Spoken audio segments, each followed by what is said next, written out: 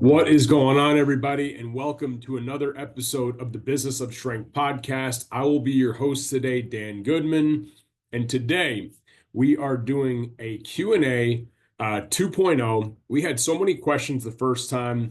I wanted to follow it up with a second part because I was answering a lot of these questions, as was Joe, in DMs, and I just figured, you know what? Some of the best questions. Let's reopen the floor and answer a few more. Today, I will be solo, so I'll read the question and answer through. And today, the audio might sound a little bit different because I was having a little issue with the microphone, but have no fear, new microphone has been ordered, and the show goes on. I think that's the cool part about being in business and staying in business is regardless of scenario, the show goes on, party goes on. We promised the show we're going to record this show and keep the chains moving. So if you hear a little bit of music in the background, it's because I'm sitting in a gym right now, but got some great content for you. I'll make sure to speak loudly so you pick up the voice and still a great show nonetheless. A couple quick announcements. We've been promoting it a lot on the show, but we've got a couple different ways that you could come hang with Team VH in the next month or so here. So May 3rd, we're going to be down at Monmouth University. They are having the NSCA event. We will be shooting actually a live podcast there, and then Joe and I will be presenting together. Big shout out to Angelo, who set that whole thing up for us. He's been on the show, strength coach at Seton Hall. He's doing an amazing job with the New Jersey State Clinic for the NSCA. They're expecting over 150 people there. If you want to get there, super inexpensive event. I think it's 60 or 70 bucks if they still have the pre-sale registration. I will copy and paste it in the show notes. That following Wednesday, we have an open forum town hall. For the last 2.5 years, we host a town hall at Varsity House in Orangeburg, and we do a lesson for the team. It's the first Wednesday of every month. So this time it's going to be May 7th. It is at 12:15 p.m. We cater lunch. We've had guests for 2.5 years. If you want to attend, send me an email, dan@varsityhousegym.com. It's completely free. Just got to let us know that you're coming. Okay. That same week, we have Weight Room Wealth, May 9th and 10th. May 9th is at Hotel Nyack. That'll be all day in the classroom and workshopping. And day 2 will be at the gym. We will be training at the gym. We have some amazing guest speakers, Devin Levesque, CEO of ProMix, Zach Evanesh, Connor Abreu. We have a financial advisor that's going to be here for that. We will be training, workshopping. We've got some cool surprises up our sleeve for day 2 at the gym. And we already have a really great turnout so far. So we have the link for the NSCA and the link for Weight Room Wealth. Both can be found in the show notes. So without further ado, today's episode. You asked the questions. I've got the answers. Some of the questions that are asked, I will omit because it's just not a total specialty. So I picked out the ones that I felt I could answer clearly and concisely for the listeners here at the Business of Strength. So the first question asked, there's 2 that Justin asked that were actually really good. How did you get started working with the fire department? That's actually a really good story. So first and foremost, when we first started training adults at Varsity House, a lot of the adults that we attracted just by default were first responders, military, police, fire, EMTs, people that, hey, like their physical fitness is imperative for them to be able to do a good job. And we, at the time, we had a team member, Sean, who was running a Mission Essentials training program for years, did a fantastic job with it. And we had a tremendous amount of military hopefuls, and that just kind of spawned off into us still training a lot of police and fire.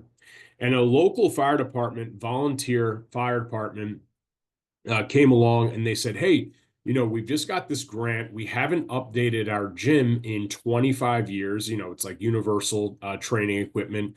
Would you mind coming down and giving us some tips on the things that you think would make our weight room one that is going to attract potential volunteers as like a perk of the job?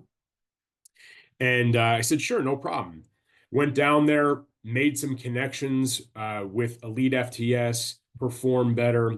I gave them an idea of how much money they should spend, the types of equipment they should get. We went over an equipment list, and I spent 2 or 3 afternoons with them, making sure that the space, setup, and equipment was right for them with no expectations, just wanted to help them out. We had a couple of their local volunteers. Again, it's a volunteer department, so I was volunteering time. Well, one thing led to the next, and they said, okay, all right, well, we've got this awesome gym. What do we do with it? That's where we came in. They actually, in the state of in New Jersey, they applied for a grant. They were awarded the grant, and they were able to use it for things like health, wellness, nutrition, and we launched with a 6-week wellness challenge where it was weigh-ins, nutrition plans, nutrition consults, and then strength training 2 days a week in person. That was now 2 years ago. The guys loved it so much that they've been using part of their budget to continue training year round. We do take off July and August. We'll go down to 1 time a week, but we've been training down there once a week predominantly for the last 2 years. So to the question, or if you've ever thought about training a fire department, there is grant money that is available. You can obviously fundraise some money, but I would start with attracting some to come to your gym to train with you. We've always given a first responder discount of 10%. So I'd start there and, build the connection, build the relationship, and take it from there. But it's another huge lesson with, the laws of influence is that, we went down there with a go-giver approach, and the law of reciprocity paid off once again. There was no expectation of getting anything in return at all. But when the opportunity presented, we obviously were open to receiving. So that's how the story shakes out with the Demarest Fire Department. Great group of guys, awesome department. Truly, Joe and I do that training together. Chris Eichler's involved there as well. Really, it's one of my favorite hours. I'm down there about twice a month. I split it with the guys. We share the rotation, but really, it's one of my favorite hours. It's 7 o'clock on Monday nights. Really fun time with that crew. Next question is actually from Justin as well. I thought this one was very pertinent to the listeners on the show. We get this question a lot. So, how do you know it's time to lease your own space?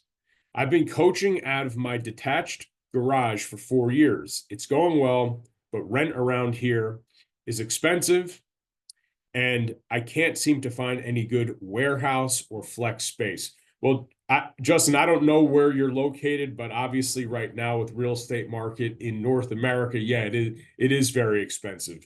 But here's the deal. I would start with, what's the ultimate goal, right? If the ultimate goal is to be a solopreneur and you want to coach 25 sessions a week, you don't want to form a team, you want to really be able to own your job, be able to charge a premium for it, be on a first name basis with all your clients, then who's to say you ever need to leave? Are there things that you can do in your garage to professionalize it? Is it flooring, new windows? Is it a new garage door? Is it HVAC? Like, are there things that you can do to professionalize your space? The second part is just make sure if you are in that space, depending on what state, make sure you're properly insured. I know that might sound silly, but things happen. You want to make sure that liability insurance, that you are a true LLC, that you are doing things by the books, regardless of if you are on your property or in an industrial space. I would button up the back end of my business all the way. The second part, if you've said to yourself, you know what? I don't want it on my property. I want it. I want a street sign. I want to be in a corporate park or retail. The big thing that I would suggest to you, and I wish, hindsight is 2020s, but it's truly understanding like how much space do you actually need? I know that when Joe and I moved from the loading dock in Northvale, it was a trucking loading dock, and Joe shared that space with a basketball instructor, and I believe it was a roughly 3,000 square feet, cut in the middle, 1,500 square feet each, very high ceilings. When I think back on that space, it would have been awesome if we could have bought out the basketball coach and expanded the weight room and just taken 3,000 square feet. At the time, it didn't work out like that. And we also thought that we needed more than we actually did. We thought that we needed 4,000, 5,000, 6,000 square feet with two separate bathrooms, a locker room, office space. And in actuality, we really didn't, right? We could have made that space work. So my question to you is, how much is enough? Can you go to can you go retail? Like, can you go into 1,200 square feet of retail? We've done it. We've done it twice. We've been able to fit our space in Oradell is just under 1,500 square feet. We have 3 power racks, 2 sets of dumbbells. We've got cardio machines in there. And we have some awesome sessions with groups of 6 to 8 people. So can you rethink how much space is actually required? And even if you train athletes, you know, 6 months a year in the Northeast, you could go down and rent a field or use a field. 7 months a year, you could go use a field. And there's other locations if you need to have a speed session with a large group of people. I just got an email this morning, Superdome Sports running specials on renting space. There's always places to rent space if you absolutely need to do top end sprint work in the wintertime. Think about it. I'd rather rent a space once a week for 12 weeks than have this humongous lease payment that you only really need for a couple months a year. So depending on where you're at, that's my suggestion for how do you know it's time to lease your own space. And lastly on that is you just can't fit any more people. You've done everything you can to maximize your space. You're at capacity. You've raised your rates and you're still getting people knocking on the door. You're not even marketing that hard and you just don't have anywhere to go. Your mornings are maxed out. Your evenings are maxed out. And you have the ultimate tool, which is leverage of cash in the bank, where overspending or overreaching on a lease is really not a humongous deal because you have plenty of money to do so. So that's my answer on that. Next question. This is a good one from my friend Connor. Do you have a formal time off policy for team members? The answer is yes. Today we do, but we did not. And you learn quickly as your team grows that this is an important process to lock down. I look at the industry as a whole, and it's really a shame that we can't professionalize the fact that, hey, people are entitled to time off. If you are working on a team, you should be able to have each other's backs, absorb each other's sessions, and understand that, like, it's not that much time. Okay. If you give somebody 10 days off in a year and you even have to pay for coverage, what are we talking about, right? Like, are we talking about $1,000, $2,000 in coverage for an entire year for an A player? It doesn't seem like a lot of money to spend in order to retain the mental sanity of an A player on your team. So the policy for us is pretty simple. If you're full-time here from day one, year 0 to year 3, you get 11 paid days off a year. These are vacation days. Okay, I'll talk about sick time in a minute. Year 3 to year 10 is 16 paid days, and 10 years plus is 21 days. Yes, we have people that have been with us 10 years plus. We have 3 people on the roster that have been with us, not including myself, 10 years or more that are full-time people. So that's our policy. It's 11 days, 16 days, 21 days. The requests that we have, obviously, each and every week in our coaches meeting, we review upcoming schedule. Upcoming schedule most of the time is, are there any variables that we have coming up? And we request that if people are going to put time in, they give the rest of their teammates 30 days heads up. Plan your vacations. We've got some where I'm shooting this podcast in April. We've got summer trips coming up. Get them in now. Like, even if you don't know where you're going, you know, a time range, put your time in. The further out you put your time in, the less likely it's going to be denied. Does PTO get denied at Varsity House? Very, very, very rarely. I'm talking less than 5% of the time over the years has it ever been denied. And it would only be because everybody requested a holiday. And in that case, it's just based on seniority time in, but it so rarely happens where you're almost always able to cover. Okay, so that's our policy on PTO. In terms of sick time, some people might not agree with me here, but in terms of sick time, if you are dealing with people that are the core values of your company, our core values are hungry, humble, committed to excellence, and the extra one that we've added in recent years is socially smart.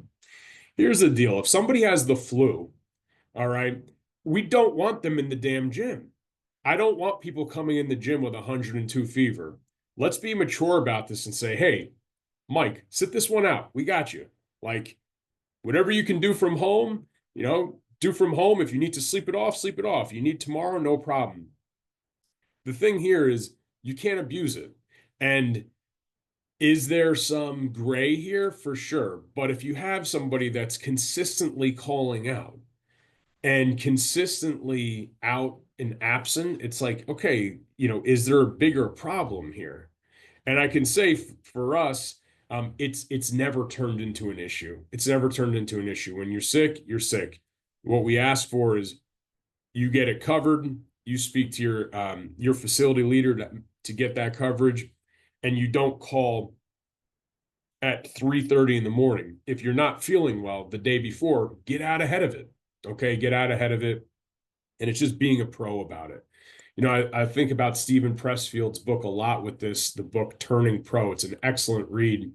But how would a pro handle this, right? Are you leaving somebody in a lurch? Are you just not going to show up, right? You can communicate for 1 or 2 minutes. And here's the reality. When you're working with a team of 8, 10, 20 people, sick days are absolutely going to happen. I don't want people splitting hairs on like, man, I've got a trip to Cancun in the fall for 6 days, and I only get 11 days for the year, and I have strep throat and a 102 fever. I'm just going to show up to work. We don't want that. We don't need that. Stay your ass at home, get some coverage, and we'll be okay here. So that's our PTO policy. If you are going to employ people, the human element of employment is that people need some flexibility, people need some time off. And it's important to note, we are a salaried shop. Our part-time people are paid hourly. They do not get, if they don't work, they don't get paid. I know there's other places it's all hourly. If you are employing people 1099, yeah, you don't have to give PTO, but I would say if you're paying people hourly and they're giving you more than 30 hours a week, it's important for you to really look deeper at that situation. Go, hey, should I pay out 10 days for this person to be able to go on a summer vacation and have a couple days with their family throughout the year? The answer is yes, you should. So something to consider. All right. Next question from my buddy Kevin. Kevin wrote in an email and he wrote finances, and I followed up with him. I said, what do you mean specifically by finances? What would you like us to cover on the show? And he said, what do you recommend in terms of paying yourself, reinvesting in the business, and allocating for taxes? Well, Kev, I know your situation is a little different because you have a W-2 job full time. It's a little bit different. And this is a personal question, okay? So anybody listening to this, it's a great question because the first year, this is a true story. So the first year we were in business, Joe and I got rolling like in May. And that first year, I really didn't owe a lot because we invested everything into the business. And then the next year, we went from paying ourselves like it was like $200 a week. And in year two, at some point, it went to like 400 with, some owners draw with quarters. So I don't know, let's say I made 30,000 or 35,000 in that full year too. When tax season came around, and I got slammed with a bill. And now it wasn't a lot, but to me, it was. I was like, wait a second, like, what's going on here? I haven't saved anything for taxes. So it's a great question, Kevin. And really, I'll start with paying yourself first. This is dependent on need. When I first started, I was living home. I didn't need to make much money. I didn't have rent. I was eating at home, thanks mom and dad. And yeah, I didn't have a car payment. I was paying for gas and some sandwiches during the day. So $200 a week covered that. Um, so paying yourself, it's really need. And if you're starting a business or you're in that startup phase, I would pay myself a minimal amount, but I would pay a set rate. I would make a deal with myself to say, like our first year, hey, this first year, no matter what happens, I'm paying myself $800 a month, or I'm paying myself $1,000 a month. So it's set, it's treated as if it's a bill. There's not undulation. Oh, wow, there's $9,000 in the bank account. I'm going to take seven of it. No, no, no. Let it accrue. And then quarterly, if you're way ahead on budget, you can take an owner's draw that exceeds, the $200 a week, or you pay yourself a little bit of a bonus. So I would pay yourself a set allotment based on your forecasted budget. Okay, so let's just say your forecasted budget is that your goal is to do a 30% profit margin. Okay, well, I would take 20% of that margin. So let's say we're doing $10,000 a month in total revenue, 30% is 3 grand. I would leave $1,000 as cash cushion. I would take 20%. So I'm making $2,000 a month. And I know that's ultra conservative. Okay, that's ultra conservative. But if 30% is my goal, I'm taking 20%. So it's 2,000 in pay. And Kevin, specific to your question, I'm going to earmark 1,000 for taxes.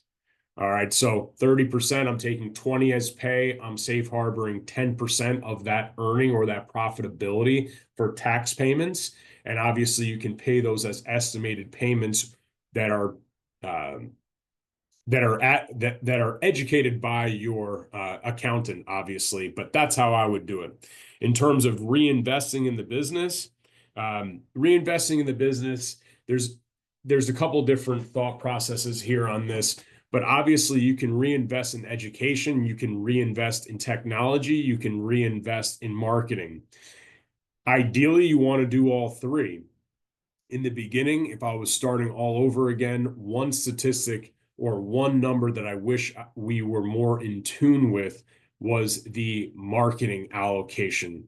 So 5% of all top line revenue is reinvested into marketing or advertising locally. This could be things like blender bottle.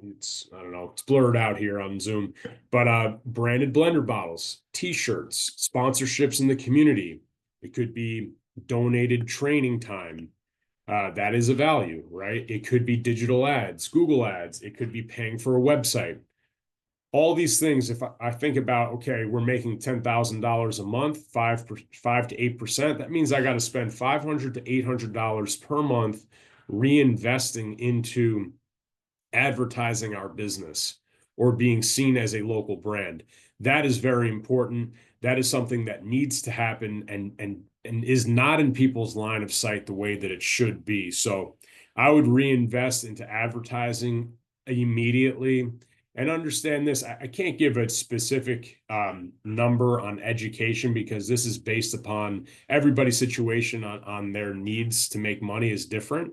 But you can get so much for free. This podcast is free. YouTube is free. Books are $20. You could come to a course, a business of strength course, depending on if you actually are on our email list, you could come to a 2-day event for $300 to $500 and you could get a year's worth of information. So um, I would absolutely be we spend more money on education now than ever, but I hope that answers your question on allocation of paying yourself taxes and reinvesting in yourself in business. The last thing on that, remember, skills are portable, right? Like what you learn about leadership is going to be applicable to you as a teacher and a business owner. What you learn about communication is going to be applicable to you as a business owner and a husband and a dad. Like the stuff is it's universal. Skills are portable, so I'm trying to acquire as many skills as humanly possible. The last question I have for us, and I'll wrap us up. I got to go to the phone for this one because it's a long question. I didn't write it in the notes. This question is from our friend Connor, in a different Connor, Connor from Connecticut. The other Connor's from New Jersey. Quick question for training athletes. We're looking to work with a local college, a D3 college, that wants us to do 2 to 3 days a week of training for their men's and women's ice hockey teams. 2 days at their gym and 1 day at ours. We would have one strength coach per session, would be 1 hour long sessions. Looking to see how much we should charge for this. The coach is most likely going to be using fundraising money due to the school not wanting to pay for a full-time strength staff. Thanks. So we've been in this position before many times, and here is the deal.